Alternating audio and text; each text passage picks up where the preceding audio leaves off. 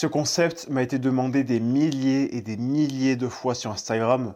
C'est totalement faux, juste j'ai vu qu'un gars l'avait fait, je me suis dit pourquoi pas le faire. Si je devais tout recommencer de zéro, et si je redevenais skinny fat du coup, qu'est-ce que je devrais faire concrètement pour avoir un physique sec et musclé? Cette vidéo concrètement, c'est le guide complet et parfait pour un skinny fat qui souhaiterait avoir un corps esthétique et musclé. On va traiter et de l'entraînement et de la nutrition. Et depuis environ 5 ans de métier, je constate deux problèmes majoritaires chez les hommes skinny fat. Et avant que je te les partage, je t'invite à découvrir gratuitement quel est ton type de programme et quel est ton type d'alimentation en cliquant sur le lien qu'il y a dans la description. Premier problème que l'on voit majoritairement, bien évidemment, c'est le manque de muscles. Et deuxième problème, c'est le surplus de gras. Et les deux en même temps, ça fait un skinny fat. Donc, pour régler ça, on va rester simple. On doit à la fois prendre du muscle et perdre du gras. Et oui, c'est possible de faire les deux en même temps, et c'est ce qu'on fait avec nos clients, et c'est ce que je fais avec moi-même dans les moments où j'ai besoin de perdre du gras. C'est ce qu'on appelle le body recomp. Concrètement, qui je suis pour parler de tout ça? Brièvement, si tu ne me connais pas encore, je m'appelle Théo Riffaut, et je suis spécialisé dans la morphologie skinny fat. Ça fait depuis 5 ans que je pratique ce métier, j'ai accompagné plus de 350 hommes skinny fat à se bâtir un physique sec et musclé. Je suis certifié et diplômé par l'État français, et je crois que j'ai fait un petit peu le tour. Ouais, je suis passionné aussi depuis presque 10 ans. J'ai commencé à 14 ans et je vais bientôt faire 24 cet été, donc ça va bientôt faire 10 ans déjà. Maintenant, si tu veux découvrir quel est ton type de programme et ton type de nutrition, eh bien je t'invite tout simplement à cliquer sur le lien qu'il y a dans la description de cette vidéo.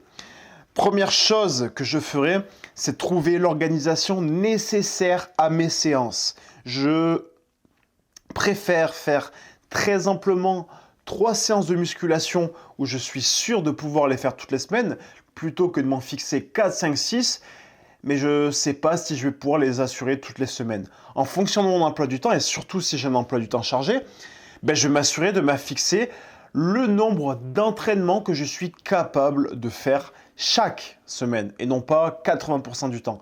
Je dis bien 100% du temps. Tu t'arranges pour trouver des jours et tu signes un contrat avec toi-même pour t'y tenir.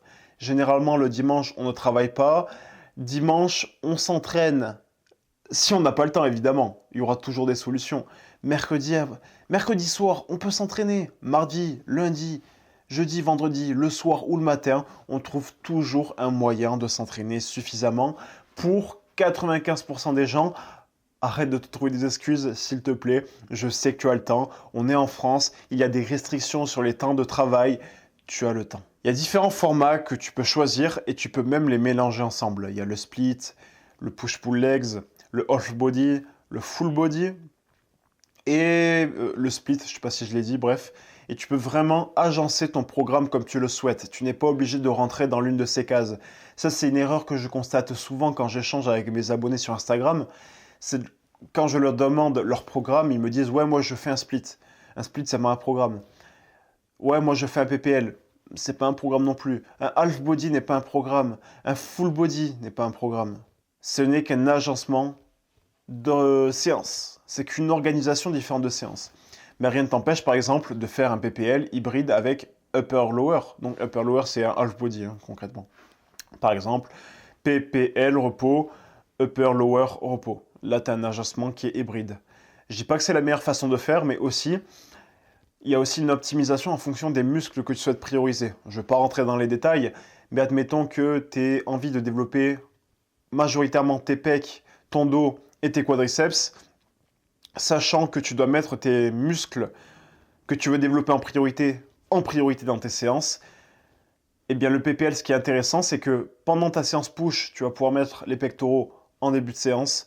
Pendant ta séance pull, tu vas pouvoir mettre ton dos en début de séance. Et pendant ta séance legs, tu vas mettre tes quadriceps en début de séance.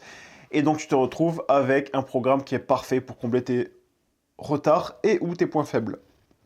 Mais ça, on ne va pas rentrer dans les détails dans cette vidéo parce que je m'assure que cette vidéo, ça soit vraiment ce que je ferais si j'étais débutant et que je voulais me bâtir un physique sec et musclé. Deuxième chose, je me créerai un programme adapté. J'ai commencé à t'en parler avec cette histoire de points faibles retard. Il va s'agir du plan auquel tu vas devoir t'accrocher pendant plusieurs mois. On ne développe pas un physique sec et musclé en quelques semaines ni en quelques mois. À moins que tu aies la génétique du top 0,01% des hommes, Pour la moyenne des hommes, c'est-à-dire 80-90% des hommes, il va te falloir plusieurs mois et aussi en fonction de ton point de départ. Si aujourd'hui tu es en surpoids, voire tu es peut-être obèse, ça prendra plus de temps que si tu es simplement avec quelques kilos en trop, bien évidemment.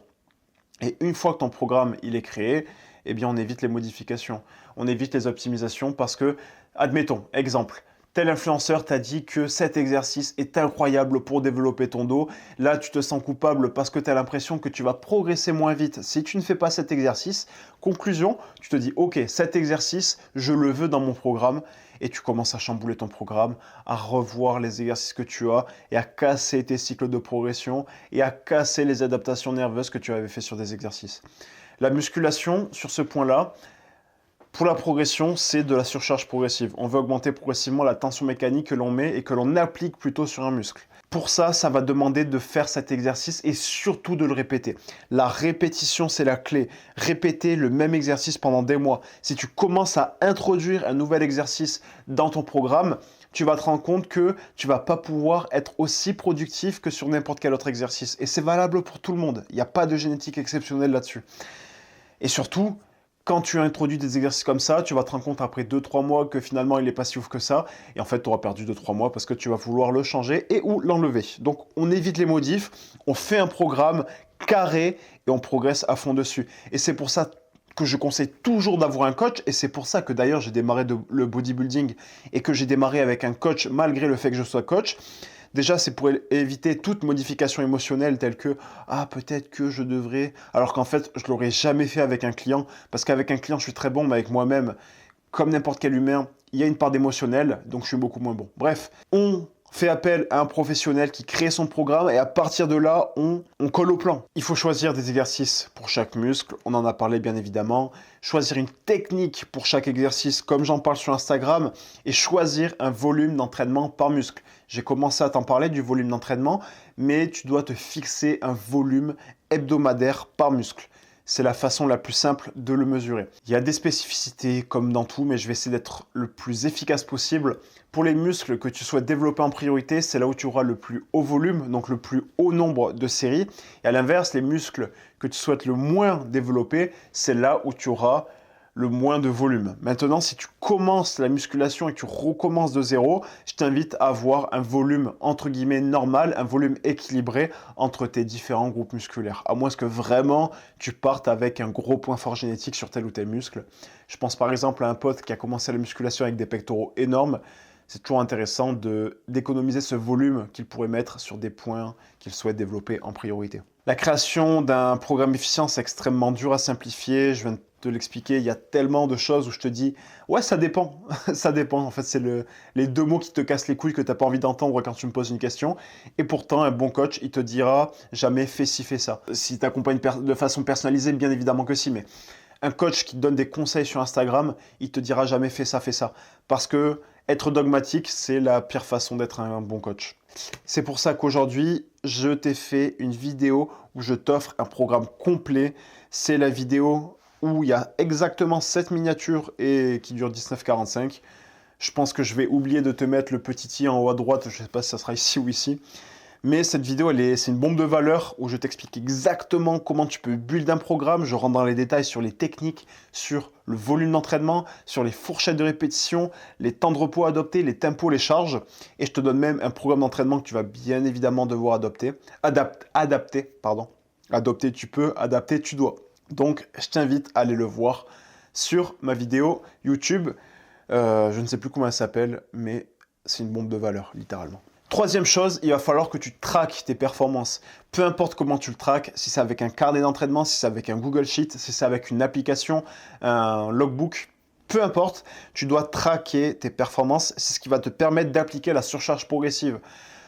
On cherche un minimum de progression à chaque séance. Je te donne un exemple. La séance A, tu as fait 10 fois 80 kg au développé couché. La séance qui suit, où tu vas exactement refaire la même, je dis la séance qui suit, mais c'est la prochaine séance où tu vas faire la même, tu vas viser peut-être une rep de plus, ou tu vas viser 1,25 kg de plus, ou 2 kg de plus. On augmente un tout petit peu la difficulté. Une rep de plus ou un tout petit peu de points en plus. Ça paraît anodin comme ça. Et moi, je me souviens que quand j'ai entendu ce conseil pour la première fois, je me suis dit « Ouais, mais c'est rien. Sauf que cumuler sur 10 séances, ça fait beaucoup. Admettons, là, tu fais 8 reps à 80 kg développé couché. 8 reps, allez, 8 reps à 50, t'es vraiment débutant. 8 reps à 40 même. Admettons que là, dans 10 séances, sachant que admettons que tu fasses 2 séances par semaine, dans 10 séances, ça revient à 1 mois, à peine un peu plus d'un mois. Imagine, tu fais 10 reps de plus. Tu fais 18 reps à 50 kg. À 40 kg, pardon.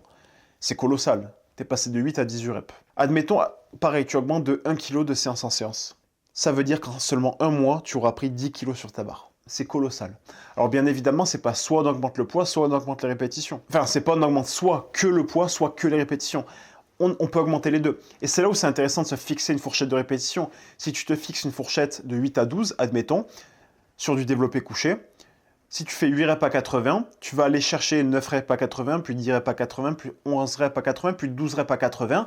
Tu es sur le haut de la fourchette, donc tu vas augmenter ta charge. Et peut-être que tu vas retomber à 8 ou 9 reps et tu vas rechercher à monter la charge jusqu'à atteindre du coup les 12 reps. Et ça te permet d'avoir du coup des repères de standardisation et ça te permet de savoir directement en avance dans ta séance combien de répétitions tu vas devoir faire avec quelle charge. Voilà, je te l'ai dit, l'idée c'est de gagner en force sur une fourchette de répétition moyenne de 8 à 15, mais qui peut s'élargir bien au-delà. Il y a des gens qui vont te parler de 6 à 30, et c'est tout aussi vrai. Et pour ça, pour progresser comme un champion, si tu veux progresser rapidement, si tu veux progresser à un rythme de croisière, c'est ok. Mais si tu veux progresser comme un champion, tu vas devoir avoir un mindset de champion. Donc chaque séance, tu vas devoir chercher la performance à chaque série. Dans tout ce que tu as, même quand tu es fatigué. Je sais qu'il y a des gens qui sortent du travail, qui sont fatigués, qui n'ont pas envie de s'entraîner. Les gars, donnez tout ce que vous avez. Vous êtes peut-être qu'à 80% de votre potentiel, mais donnez les 80% que vous avez actuellement. Quatrième conseil, ne compte pas que sur la muscu. Si tu veux un physique sec et musclé, il va falloir brûler du gras. Et pour ça, il va falloir dépenser des calories en plus d'en manger moins. Le problème, c'est que, contrairement à ce que l'on peut croire, la muscu, ça dépense peu de calories, et ça, c'est un fait avéré. Tu ne seras jamais quelqu'un d'actif si tu fais que de la musculation. Et c'est pour ça qu'il existe des moyens de brûler vraiment beaucoup de calories à côté de la musculation, sans investir dans un autre sport tel que le cardio, par exemple, que je considère comme un autre sport, d'une certaine manière.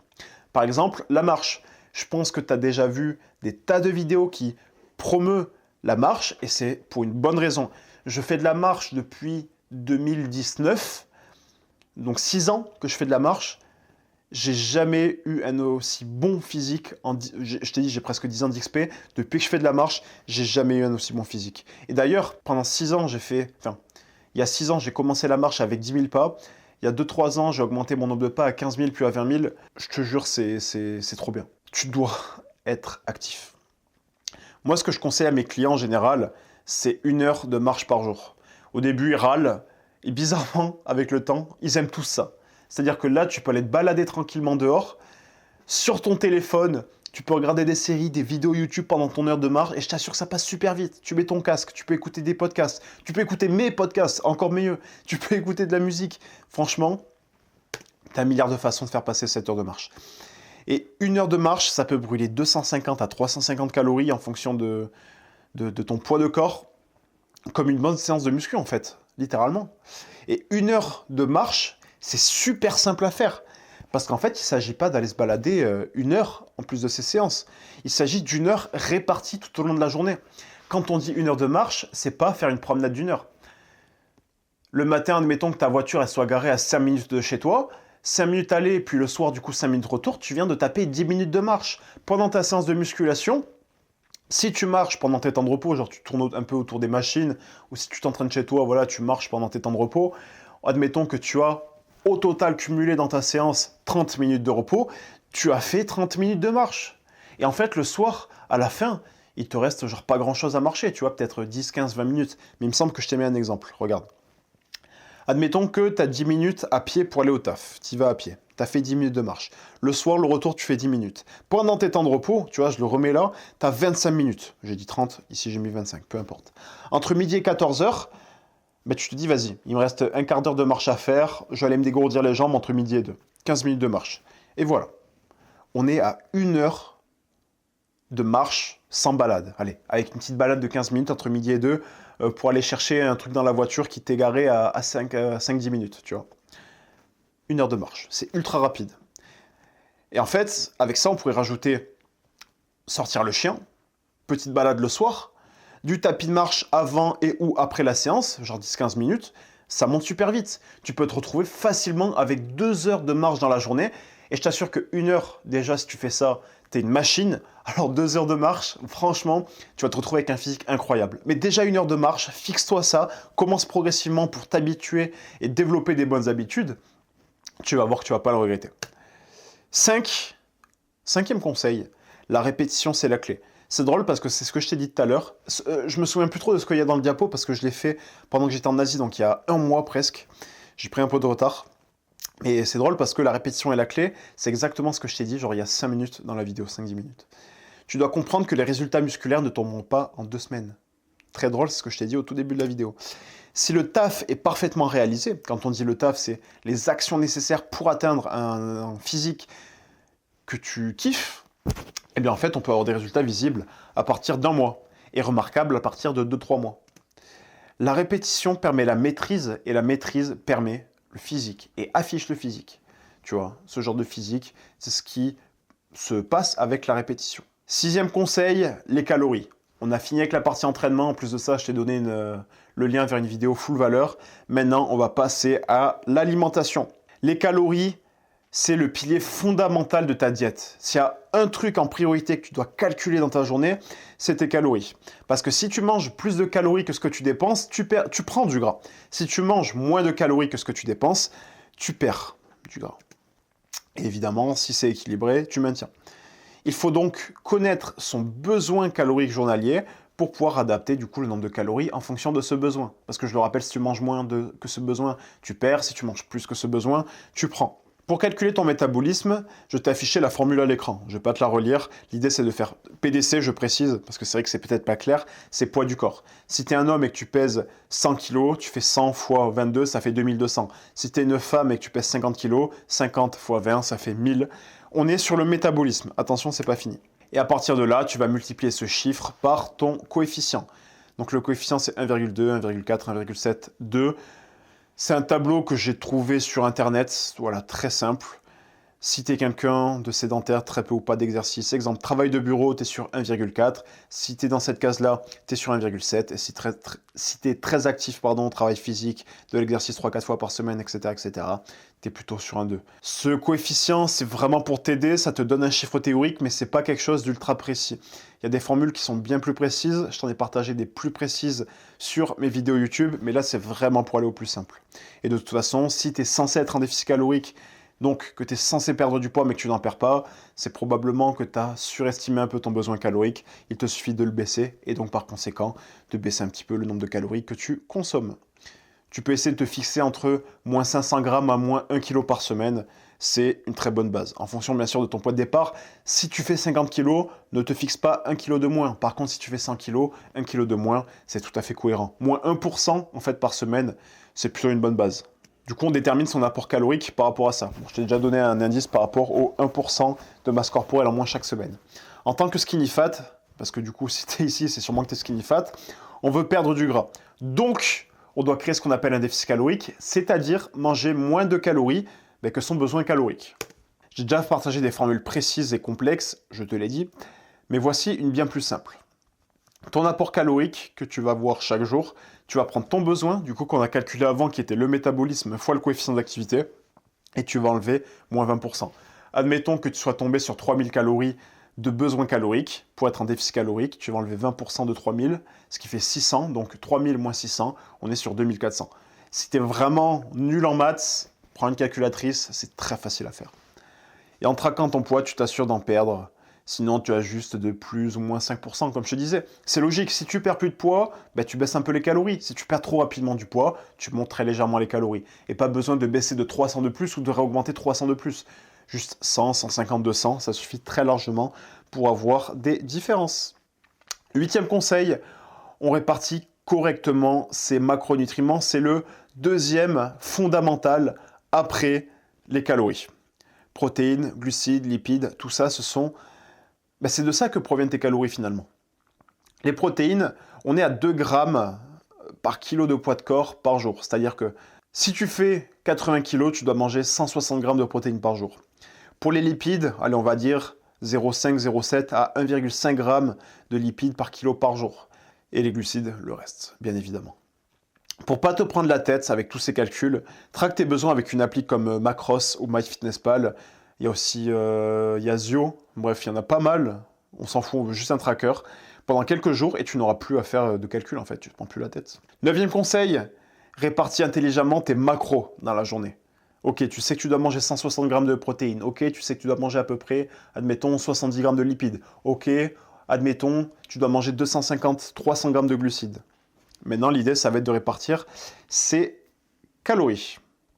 Jour off, déjà, tu peux équilibrer tous tes macros. C'est-à-dire que si tu fais 3 repas, tu vas diviser tes 3 sources de macros par 3 et tu vas manger autant de lipides, de glucides et de protéines à chaque repas. Jour on, tu répartis tes protéines dans tous tes repas, comme sur les jours off. C'est-à-dire que si tu as 150 g de protéines par jour et que tu as 3 repas, ben tu vas faire 50 g de protéines à chaque repas. Les glucides, tu les mets plutôt autour de l'entraînement et les lipides plutôt loin de l'entraînement. Également, on va éviter les aliments qui sont durs à digérer, c'est-à-dire qui vont te faire péter, rôter, tu vas le savoir si tu les digères mal, tu vas faire des espèces de pets qui puent et c'est abominable pour les gens qui t'entourent et même pour toi-même des fois. Donc les aliments qui peuvent être durs à digérer, c'est ce qu'on appelle les aliments FODMAP.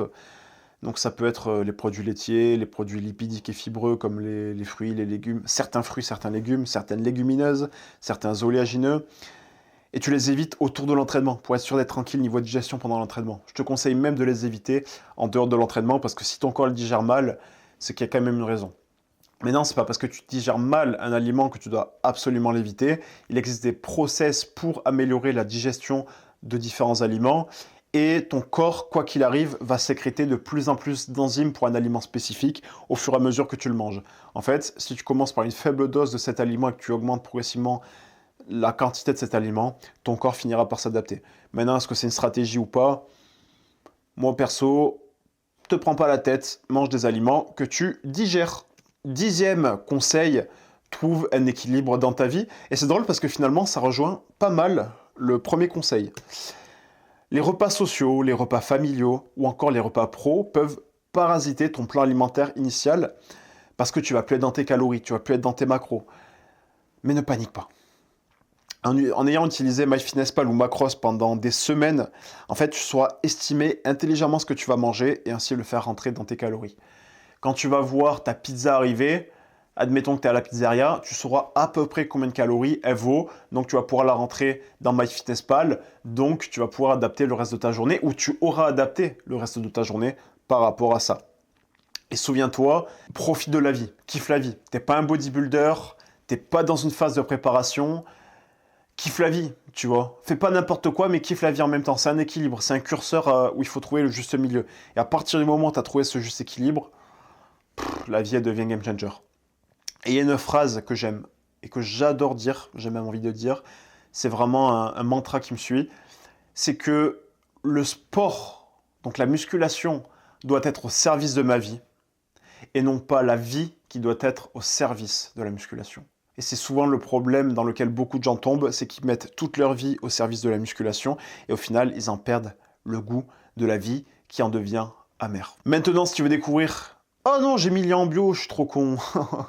Si tu veux découvrir ton type de nutrition et d'entraînement, le lien n'est pas dans la bio, il est dans ma description. Ces appels... Allez, je pose l'ordinateur, c'est fini. Ces appels, ils durent 45 minutes, parce que oui, c'est un appel. Premier quart d'heure, on va voir et on va te poser des questions pour être sûr de bien te cerner, te comprendre et comprendre à qui on a affaire en fait. Te poser des questions sur tes objectifs, ton mode de vie, tes contraintes, etc. concernent vraiment tes attentes et ta situation actuelle. Et aussi là où est-ce que tu vas aller. Deuxième quart d'heure, on va analyser ce que tu fais déjà, si tu fais déjà des choses. Que ça soit de l'alimentation, de l'entraînement, on va voir ce qui est bon, moins bon, qu'est-ce qu'on peut optimiser, qu'est-ce qu'on va devoir supprimer, qu'est-ce qu'on va pouvoir garder. Et troisième quart d'heure, on va tout simplement déterminer quel est ton type de programme et quel est ton type d'alimentation. Maintenant, si un coaching t'intéresse, il faut forcément passer par ces appels-là et nous le demander directement en appel. Pourquoi est-ce qu'on ne met pas directement un lien d'achat? Parce qu'on veut être sûr de sélectionner des personnes qui sont motivées. Le problème, c'est qu'on a des personnes qui sont... J'en ai parlé pareil dans le podcast avec Raphaël de plus d'une heure même. On a des personnes qui pensent que le coaching est magique et qui attendent de nous qu'on soit des magiciens. On n'est pas des magiciens. C'est-à-dire qu'on offre le programme, on offre la diète, on offre le suivi, mais entre guillemets, c'est tout. On ne peut pas faire de magie supplémentaire. Si tu ne fais pas si tu ne suis pas ton programme, si tu ne suis pas ta diète, on peut l'optimiser, on peut l'améliorer pour que ça te plaise plus, mais il y a un moment, il va te falloir sortir les doigts du trou du cul, parce que ça pose problème sinon. Comme je te dis, on n'est pas magicien. Et le problème, c'est que si on prend des personnes qui pensent qu'on est magicien, non seulement elles vont sortir du coaching en étant déçues, en pensant que c'est notre faute, donc on va avoir une mauvaise réputation, et en plus, on fait confiance à une personne avec laquelle on va s'investir, on va investir du temps et on va investir de l'énergie pour au final ne pas avoir de résultat avec cette personne. Et je t'assure que quand tu es coach comme moi et que tu aimes ton métier, que le soir tu t'endors en ayant une personne qui a abandonné, je t'assure que tu t'endors pas. Bref, si tu veux découvrir dans un premier temps, et ça gratuitement et sans engagement, quel est ton type d'entraînement et d'alimentation, je t'invite à réserver un appel en cliquant sur le lien qu'il y a dans la description et non pas dans la bio. On se retrouve la semaine prochaine pour une nouvelle vidéo. D'ailleurs, tu verras que j'ai changé un petit peu au montage. Je vais essayer de mettre ma tête, je pense, à gauche et la slide à droite. Dis-moi ce que tu en penses. Ciao, ciao. À la semaine pro.